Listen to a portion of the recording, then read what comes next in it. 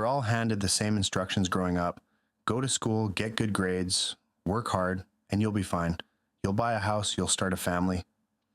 Maybe you'll even retire someday without panicking about it. That was the deal. But here's the thing about a deal nobody actually signed. It can just quietly stop being true, and nobody sends you a patch note about it. So let's talk about what's actually true right now, with real numbers, not vibes. Because I think a lot of us have been playing this game assuming the rules are fair, and they're not. This isn't a hard game we're stuck in, it's a rigged one. So stick with me.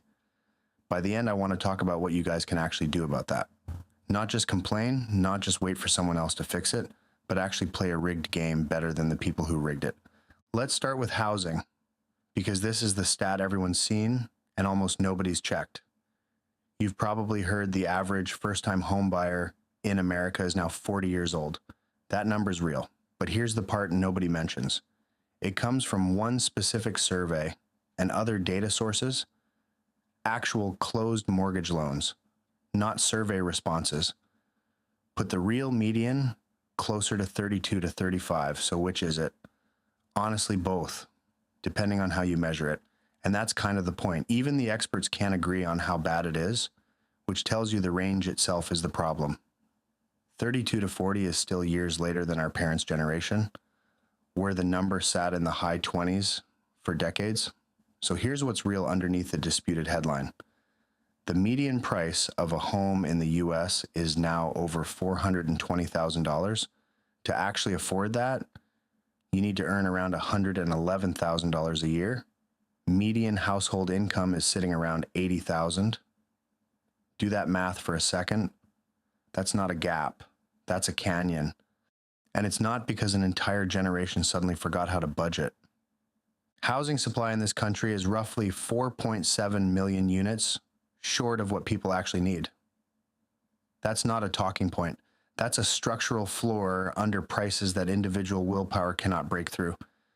Meanwhile, corporate and institutional investors keep buying up single-family homes as assets, not as places for people to actually live in. So imagine the guy who's been saving diligently for 3 years, doing everything the personal finance videos told him to do, and he's still watching the finish line move every single time he gets close. That's not him failing. That's the lobby getting rigged mid-match. And you know what the worst part is? It's not even a cool rig. Like a hacker with aimbot, you can at least respect the effort of. It's a spreadsheet in some investment fund's office deciding your neighborhood is a good asset class. Maybe this is you, or maybe it's your buddy, the guy who's been putting away $400 a month for 3 straight years, doing everything right. And every time he checks the number he'd actually need, it's moved further away than when he started. That's not a discipline problem. That's a moving target. Now let's talk about wages, because just get a better job only works if better jobs actually pay proportionally better. Since 1978, worker productivity in this country has grown about 80%. Meanwhile, typical worker pay has grown 26% over that same near 50-year stretch. You're producing more. You're getting paid barely more than you were before. But here's the number that actually made me angry doing the research for this video. CEO pay at the same companies grew over 1,000% in that same period. Not 10%, not 100, 1,094%. The average CEO to worker pay ratio across S&P 500 companies is now 285 to 1. And at the 100 lowest paying S&P 500 firms specifically, the ones that employ the most regular workers, it's 632 to 1. So the CEO isn't just making more than you, he's making more than 600 of you combined, while your median coworker's real pay barely moved. And the federal minimum wage, the actual legal floor in this country, is still $7.25 an hour. You know, the number that hasn't moved since 2009, back when people still argued about whether Facebook was going to be a fad. Unchanged since 2009. That's not a typo, and it's not stale data from an old script somebody copied. It's been frozen for over 15 years, while everything it's supposed to buy got dramatically more expensive. And before anyone in the comments says this is just an American problem, I'm Canadian and it's not. Housing affordability up here has followed almost the exact same curve, just with different currency symbols attached to the same panic. This isn't a red team versus blue team issue, or one country's issue. It's what happens anywhere wages get decoupled from the actual cost of being alive. So when someone tells you Gen Z or millennials lack work ethic, what they're actually saying is you should be more productive than any generation in history for a wage that's been sitting still since before some of you could drive.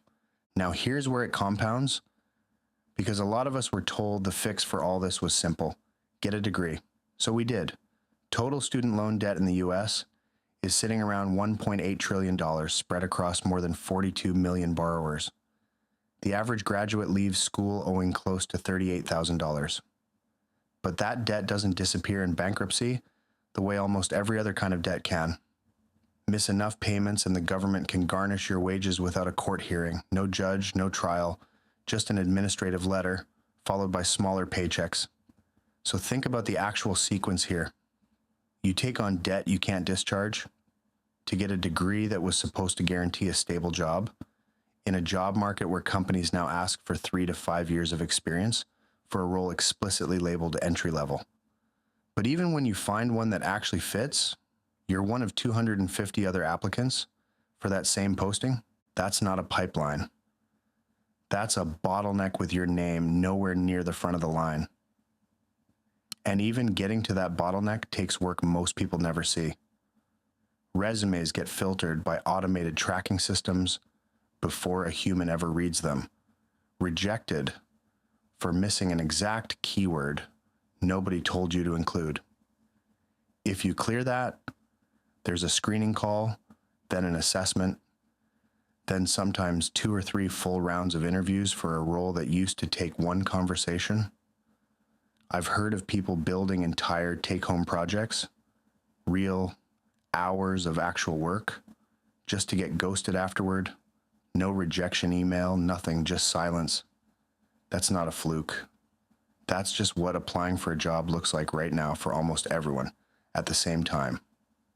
So here's the thing I actually want to push back on, because I know some of you are already thinking it. Maybe this is just what growing up is supposed to feel like. Maybe every generation says the game is rigged. But there's a difference between a hard game and a rigged one. And the difference is whether the rules are the same for everyone playing it. A hard game means you can grind, get better, and eventually win.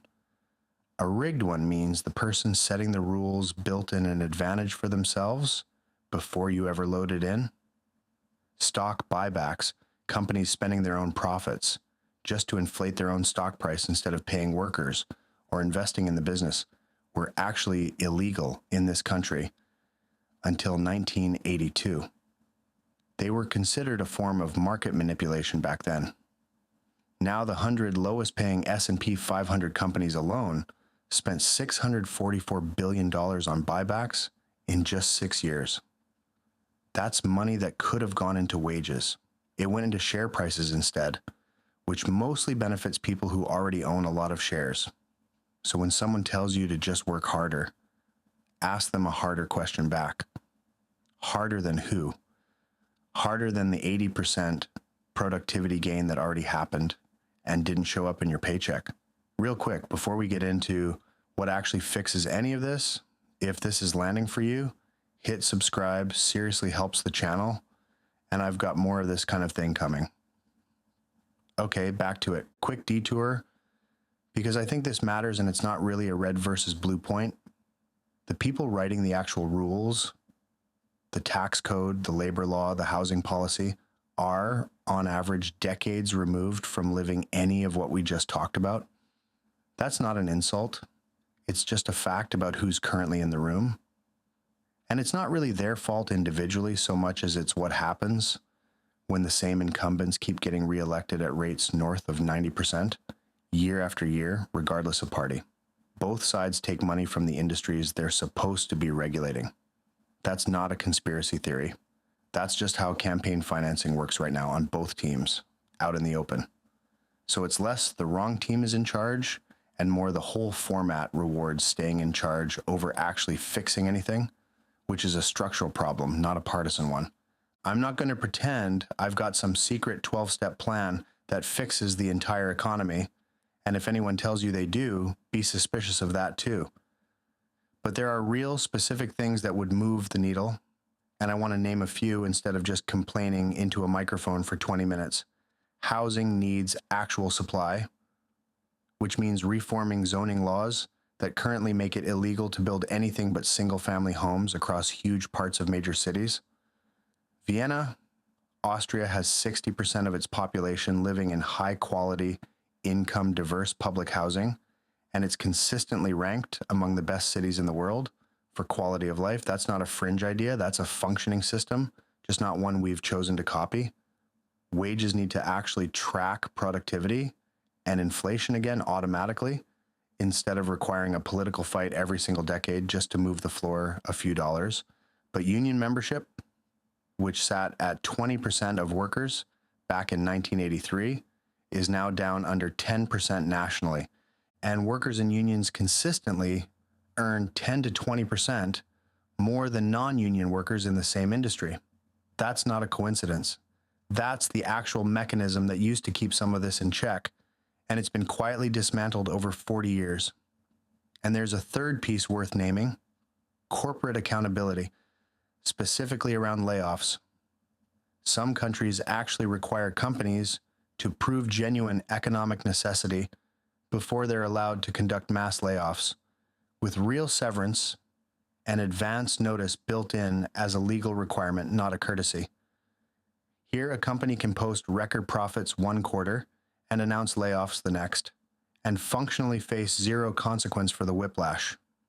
Requiring real justification, real severance, and real notice wouldn't fix everything, but it would at least mean a company can't treat its own workers as a lever to pull whenever a stock price needs a nudge. So what do you actually do with all this? Because doom-scrolling statistics doesn't pay anyone's rent. Vote in local elections specifically, not just the presidential one every 4 years. Your city council controls zoning. Your state controls minimum wage and tenant protections. Local turnout sits as low as 10 to 20% in a lot of places, which means your vote there carries 5 to 10 times the weight it does nationally. If your workplace has a union, or could have one, that's a real tangible lever, not a symbolic one. And honestly, talk to people about this stuff, not in a preachy way, not picking fights in comment sections, just normal conversations, because a lot of the frustration out there isn't actually partisan once you strip the labels off it. Most people across the board want housing that doesn't eat 60% of their income and a minimum wage that isn't frozen from the Obama administration. Now, here's my honest personal take, and you guys know I don't usually get this serious on this channel. I'm not packing up and leaving the country over this, and I'm not going to pretend I've got some grand escape plan, because that's not actually my situation. I'm 34, I'm married, I've got 2 kids, and I've got a job, same as a lot of you, and no, I'm not about to tell you I discovered some offshore tax loophole that fixes everything, because if I had, I promise this video would look a lot different and probably be filmed somewhere with better weather. I can't opt out of a rigged lobby just by rage quitting the match. None of us really can. What I can do is control my own loadout inside it, build income that doesn't depend on one employer's mood during earnings season, actually understand where my money goes instead of hoping it works out, and use whatever platform this channel gives me to at least point at the real numbers instead of pretending everything's fine. That's not a solution to a broken system. I want to be honest about that, not oversell it to you. Every video on this channel about money or skills or health is really the same idea from a different angle. You can't always control the lobby, but you can control your own build inside it, and that build compounds even when the match isn't fair. It's not inspiring in a highlight reel way. Most weeks it just looks like showing up again to something that doesn't feel like it's working yet. But it's the difference between being a passive character in someone else's rigged match and actually playing your own account with intention, even inside rules you didn't get to write. And look, some of you are going to disagree with parts of this, and that's genuinely fine. Not every problem here has one clean fix, and I'm not claiming I've got it all figured out. But I think we owe each other an honest conversation about where things actually stand, instead of everyone pretending the deal we were promised is still the deal we actually got. So that's where we're at. Housing that's outpaced income by a canyon, not a gap. Wages that sat still while productivity and CEO pay both took off without you. A debt system that doesn't forgive and doesn't negotiate. And a whole generation being told to work harder inside a match where the rules were rewritten before we even got here. I'm not going to pretend I've got a bow to tie on all of that, but I do know this much. This isn't a hard game, it's a rigged one, but you can still play it better than the guy who rigged it.